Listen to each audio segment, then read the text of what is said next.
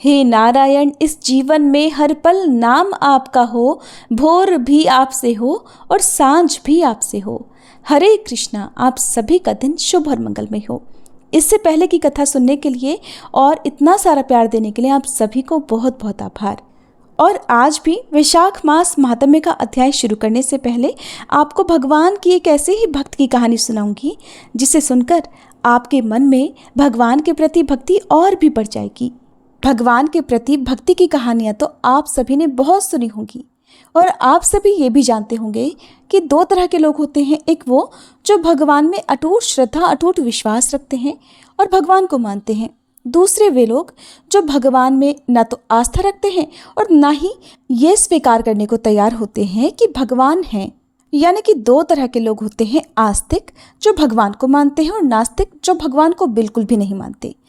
अब भगवान के प्रति जिसके मन में भक्ति होती है, भगवान तो अपने ऐसे भक्तों की हमेशा सुनते हैं। हाँ, ये बात जरूर है कि कभी कभी भगवान कुछ देर से सुनते हैं, लेकिन सुनते जरूर हैं। और देर से सुनने के पीछे भी कारण यही होता है कि सभी को अपने अपने जो भी कर्म है, चाहे वो इस जन्म के हो या पूर्व जन्म के हो, जरूर भुगतने होते हैं। अगर पूर्व जन्म में हमने बहुत पाप किए हों और इस जन्म में हम केवल भगवान में ही रमे हुए हों, भगवान की ही भक्ति कर रहे हों, इस जन्म में हमने कोई पाप ही नहीं किए हों, तब भी हमें इस जन्म में अपने पूर्व जन्म के पापों का फल भोगना पड़ेगा। और भगवान भी जब तक हमारे पाप पुण्यों का हिसाब किताब बराबर नहीं हो जाता, तब तक अपनी कृपा करते ही नहीं हैं। ऐसे ही एक कहानी है एक बूढ़े बाबा की। एक बूढ़े बाबा जो अपने पूरे जीवन भर सिर्फ राम नाम जपते रहे, भगवान की भक्ति करते रहे और अब वे बूढ़े हो चुके थे। सिर्फ बूढ़े नहीं हुए थे, बल्कि इतने कमज़ोर हो चुके थे कि अब वो बिना किसी की सहायता के अपनी जगह से हिल डुल भी नहीं सकते थे, उठ भी नहीं सकते थे। ऐसी स्थिति में भी उन्होंने अपने मुंह से राम नाम को अपने से अलग नहीं होने दिया। कष्ट चाहे कितना भी था, बुढ़ापा उन्हें चाहे कितना भी सता रहा था, लेकिन उनके मन में राम नाम और हृदय में भक्ति बराबर जगी हुई थी। सारा दिन बिस्तर पर पड़े पड़े वह बूढ़े बाबा बस राम नाम जपते रहते और राम नाम लेने के कारण उन्हें अपनी तकलीफों को बर्दाश्त करने की शक्ति भी मिल रही थी। वह बूढ़े बाबा इतने कमज़ोर हो गए थे, इतने निःशक्त हो गए थे कि अपने नित्य कर्म भी वे अकेले उठकर नहीं कर सकते थे। उनके परिवार में उनके 2 बेटे भी थे, तो वे ही उनके नित्य कर्म करने में उनकी सहायता किया करते थे।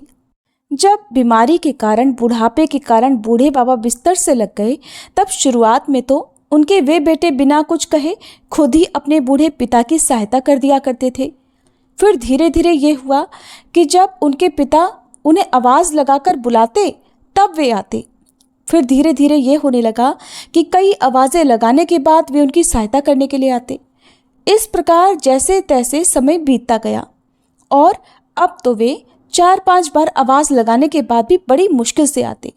और यहाँ तक कि कभी कभी रात के समय बूढ़े बाबा को उनकी सहायता की आवश्यकता होती तो वे बुलाने पर भी नहीं आते।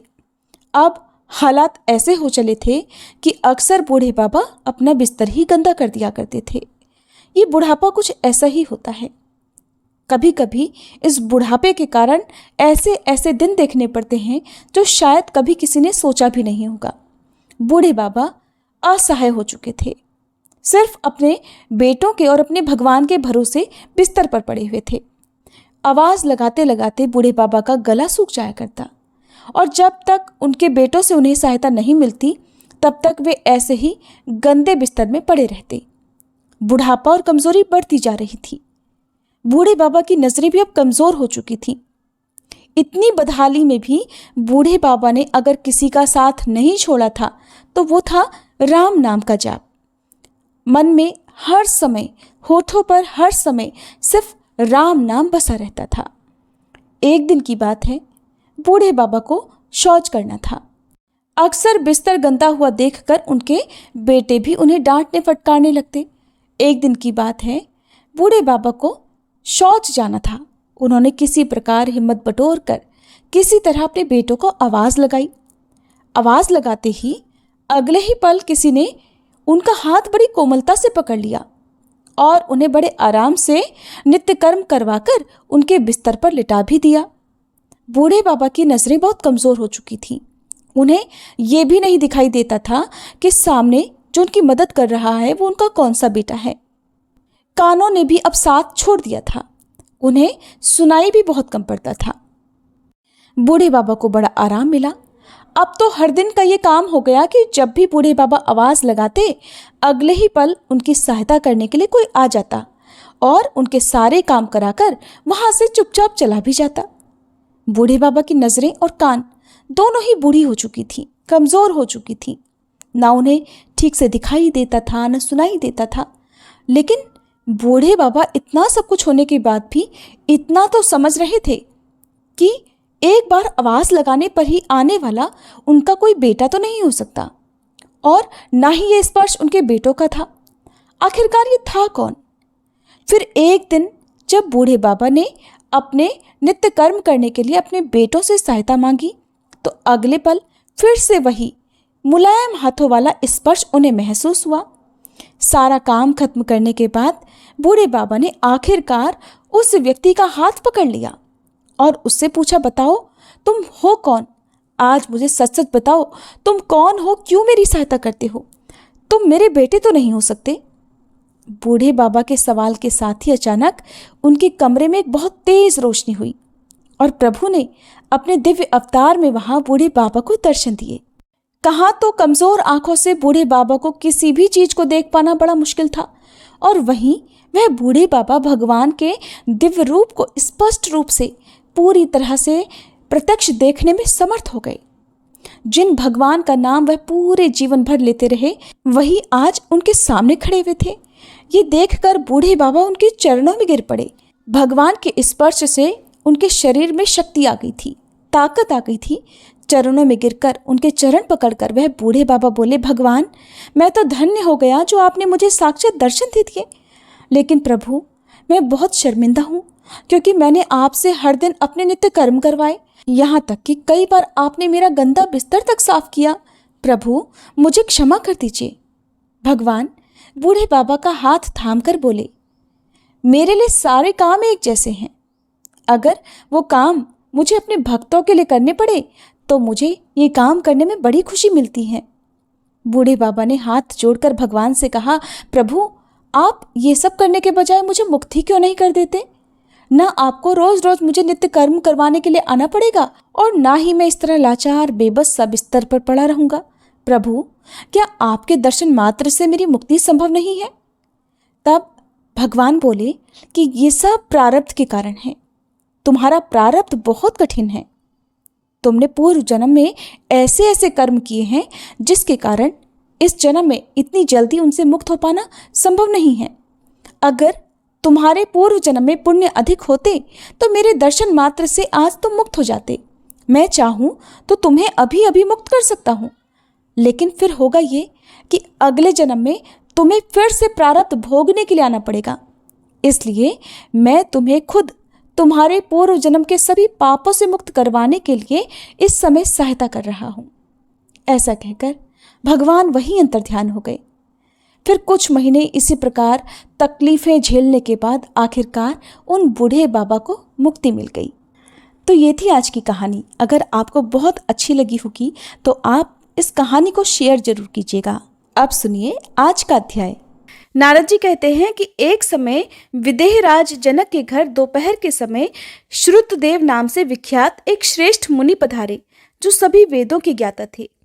उन्हें देखकर राजा बड़े उल्लास के साथ उठकर खड़े हो गए और मधुपर्क आदि सामग्रियों से उनकी विधि पूर्वक पूजा करके राजा ने उनके चरणों तक को अपने मस्तक पर धारण किया। इस प्रकार स्वागत सत्कार करने के बाद जब वे आसन पर विराजमान हुए, तब विदेहराज के प्रश्न के अनुसार वैशाख मास के महात्म्य का वर्णन करते हुए वे इस प्रकार कहने लगे। श्रुतदेव ने कहा, राजन, जो लोग वैशाख मास में धूप से संतप्त होने वाले महात्मा पुरुषों के ऊपर छाता लगाते हैं, उन्हें अनंत पुण्य की प्राप्ति होती है। इस विषय में एक प्राचीन इतिहास का उदाहरण दिया करते हैं। बहुत समय पहले वंग देश में हेमकांत नाम से विख्यात एक राजा हुए हैं। वे कुशकेतु के पुत्र, परम बुद्धिमान और शस्त्रधारियों में श्रेष्ठ थे। एक दिन वे शिकार खेलने में आसक्त होकर एक घने वन में जा घुसे। वहां तरह तरह के मृग और वराह आदि जंतुओं को मारकर जब वे बहुत थक गए तब दोपहर के समय मुनियों के आश्रम में आ गए। उस समय आश्रम में उत्तम व्रत का पालन करने वाले शतर्ची नामक ऋषि समाधि लगाए हुए बैठे थे, जिन्हें बाहर होने वाले कार्यों का कुछ भी एहसास नहीं होता था। उन्हें निश्चल बैठे देखकर राजा को बड़ा क्रोध हुआ और उन्होंने उन महात्माओं को मार डालने का निश्चय कर लिया। उन्होंने सोचा कि मैं महाराज होकर इनके आश्रम में पधारा हूं और इनमें से किसी ने भी मेरा आदर सत्कार नहीं किया। इस प्रकार राजा ने अपने आप को बहुत अपमानित समझा।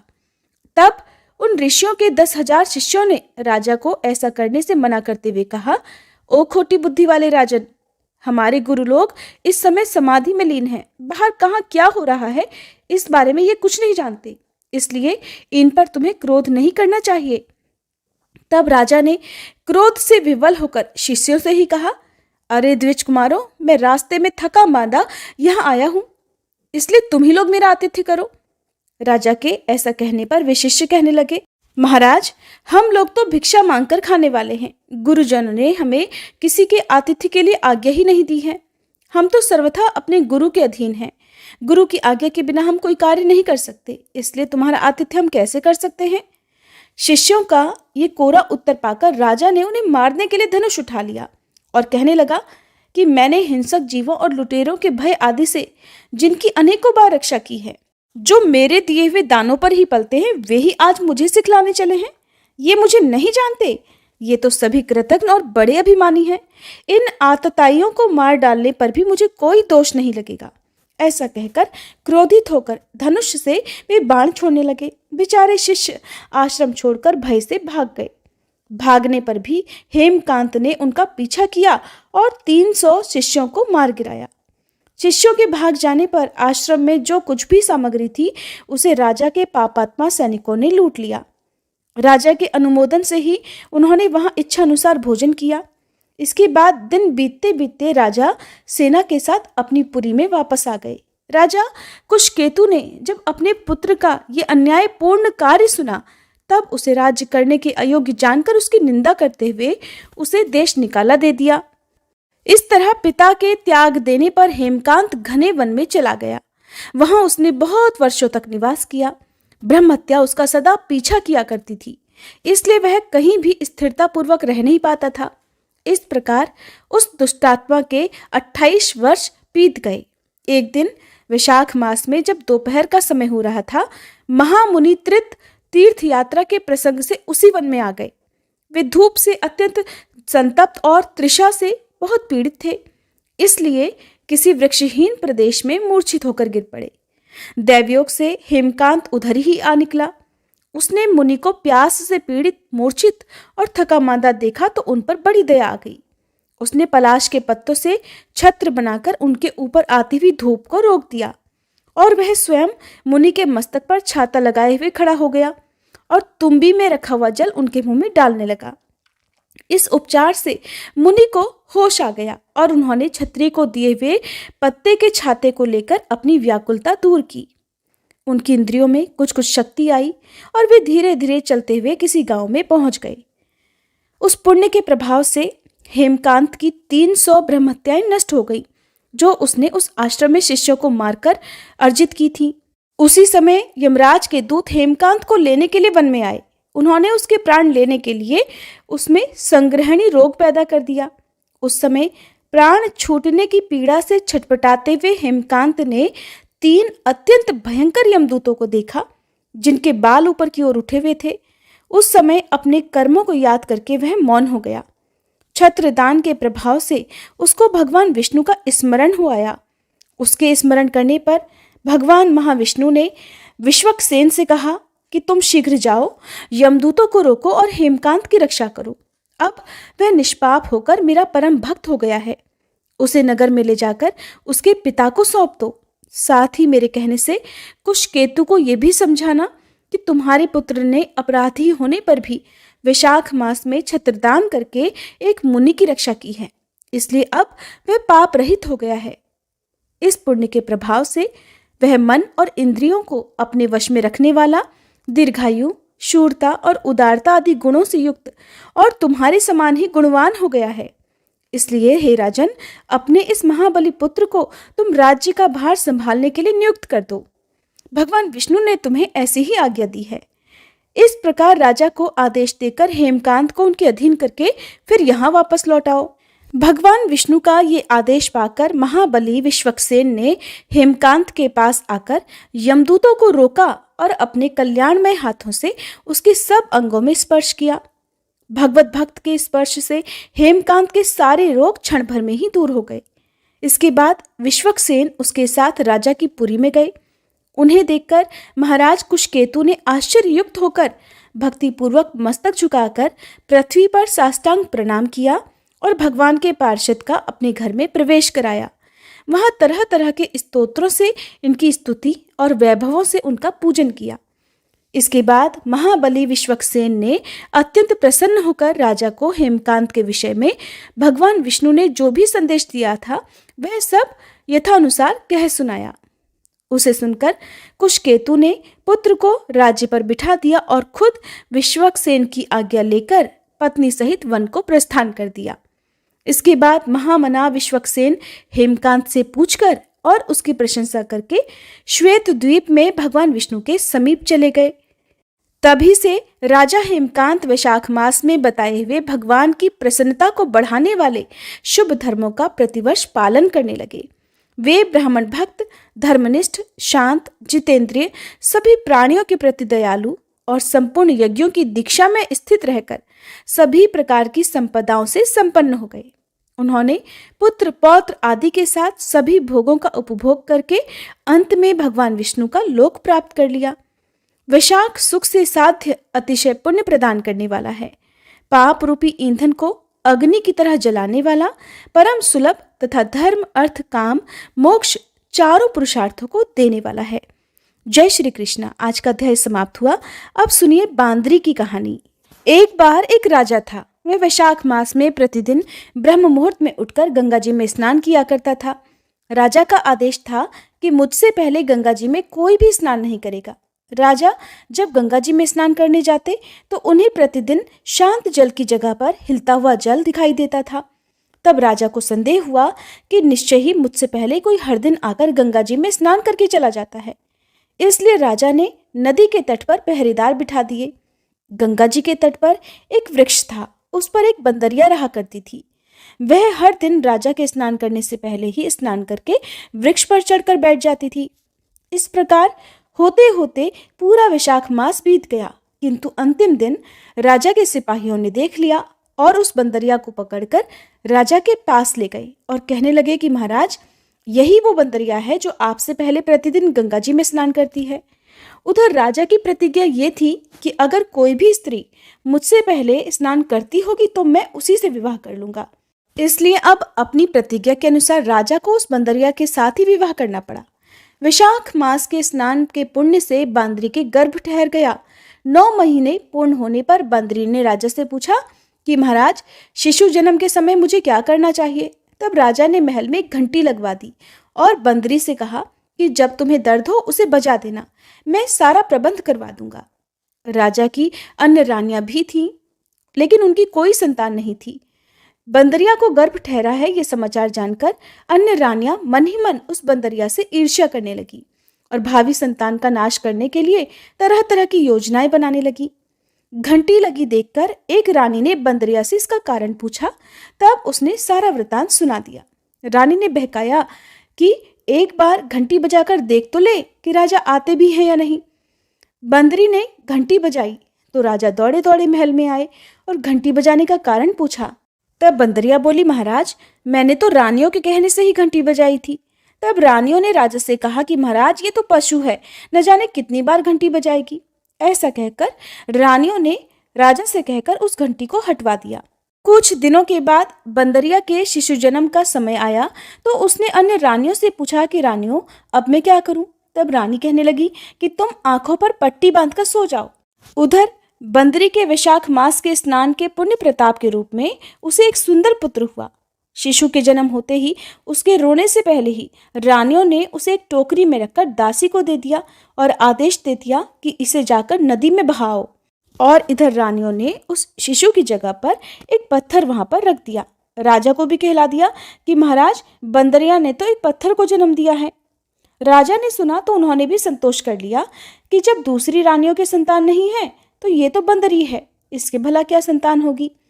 उधर दासी ने उस सुंदर शिशु को नदी में ना बहाकर कुम्हार के खंदड़ में रख दिया।